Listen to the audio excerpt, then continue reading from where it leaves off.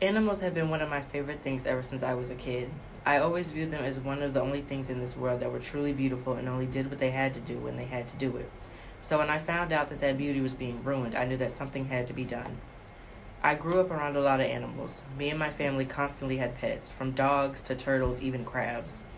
So when I was picked to do this project, I knew that I wanted to do it on a topic that had something to do with the mistreatment of animals. I've always been sympathetic to animals because they don't have a voice to stand up for themselves. When I discovered what animal testing truly entailed, I was beyond disgusted. Animal testing is typically used to test chemicals, drugs, food, and cosmetics.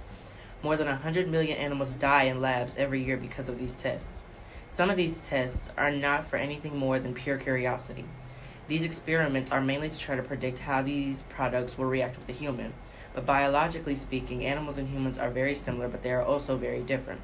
For instance, chocolate is very toxic to dogs and cats, but many humans enjoy chocolate. Now, if chocolate were to have been tested on a cat in a laboratory before any human consumed it, we would all be under the impression that chocolate is toxic for us too. That's just one example as to how a test on an animal would not reliably predict a human outcome. I'm not trying to say that nothing should be tested on animals, but there has to be a way to do it without killing or horribly injuring said animal. I hope that the scientists who conduct these tests and the companies that fund them realize how futile these experiments are. I know that there has to be another way to test these drugs and products without killing innocent animals. Whether they are as smart as us or not does not matter.